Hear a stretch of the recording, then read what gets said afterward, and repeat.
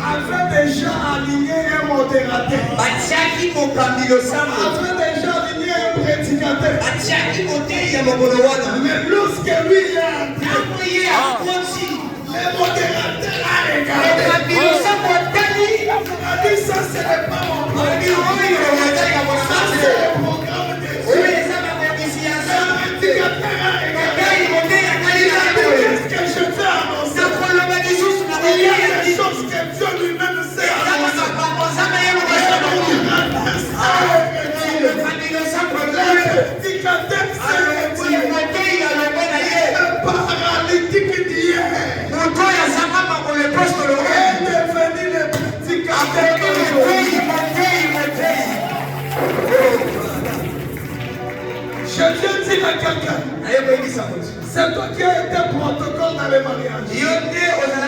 C'est toi qui as été garçon d'honneur dans les mariages. C'est toi qui as été fille dans les mariages. Ce soir, je vais t'annoncer que ta gloire arrive.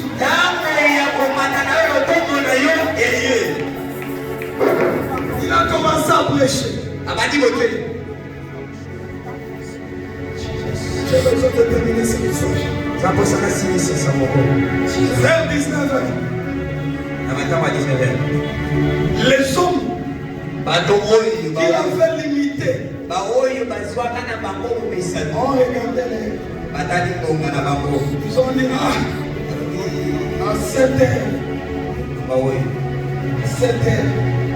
On doit toujours aller les prendre. Ceux qui se lamentent pour t'aider, ils vont se réveiller un matin. Ils n'auront aucun regret.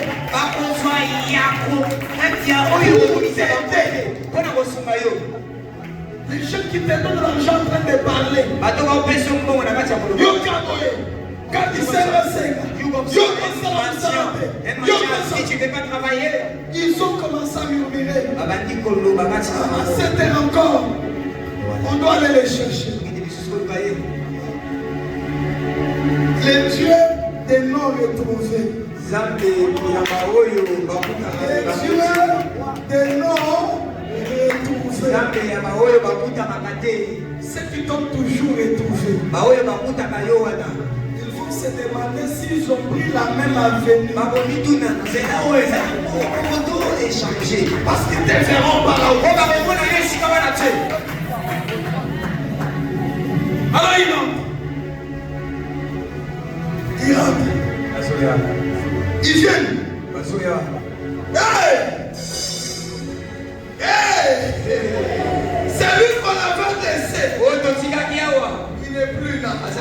Mais ce n'était pas la première fois. La première fois, on a laissé un cadavre dans un tombeau. Ce n'était pas la première personne qu'on laisse, qu'on ne les retrouve pas. On avait laissé dans les tombeaux.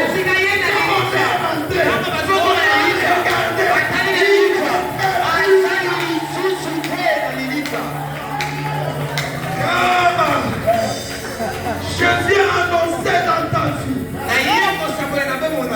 Là où on t'avait laissé, on te retrouvera.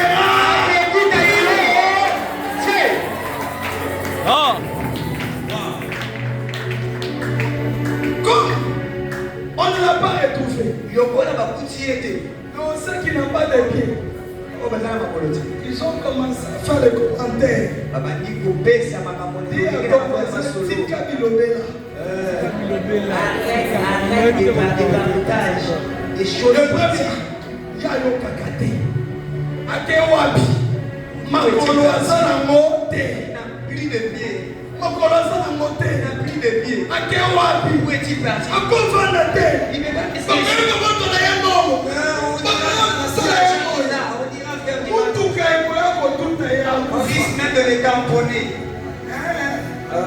C'est ça que vous pensez de moi. Il risque d'être inversé. Les autres disent comme ton outil est le loté. Comme aujourd'hui, Il va rester à la maison. Ceux qui te punissent aujourd'hui ne sauront pas te punir.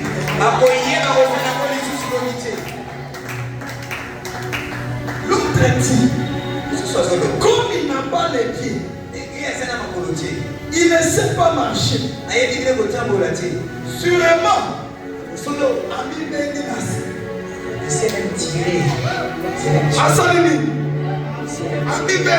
c'est même tiré. Total Anam.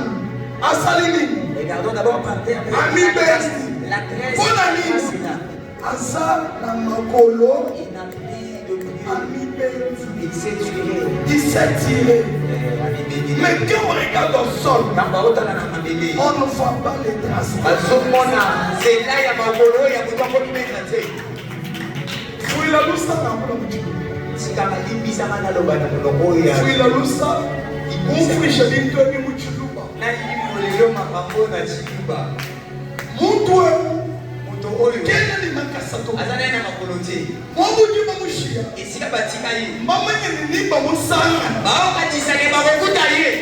Kajaje bafika mwaba. Basika bozo kesika. Kima mweta wa uko. Bamoni yeni tuzo esika wana te. Bintu bintu jereza binge nyinge. Yakoba baba ngekosana makamana. Mutu kokabishi. Anibe ndina yende. Mutu kokabishi. Anibe ndingeni. Il ne répond. Oh ya dola. Je ne mutu koka tonji mwenda. Nanibe ndite ngawona tamboi. Je ne me suis pas tiré. Nana nibe ndite. J'ai marché. Na tamboi ne. Quand ils se posent des questions, ils entendent le bruit dans les tables. Les gens en train de crier. Les gens en train de venir. On va les cogner au véhicule. On ne m'a pas cogné. On va les tabasser. On ne m'a pas. C'est tout ça. Comme il y a des bruits dans les tables, on va voir ce qui est dans les tables. Quand ils savent, ils voulaient voir Pierre en train de prêcher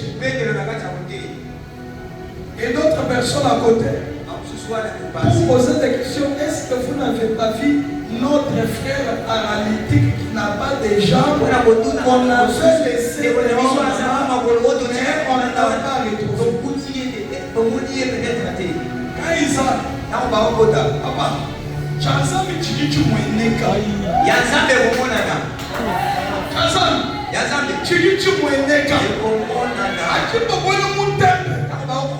Akiba Taino Kumpala. Akiba Bono Mutu Wimana. Kitamana Mutu Mudala Hashimo. Kitamana Mutu Wendujuko. Kitamana Mutu Wimana. Wendo wakuna mianza. Ceux qui t'ont abandonné, ils te verront au sommet. Ils te verront au sommet. Fais le tournant, c'était dans notre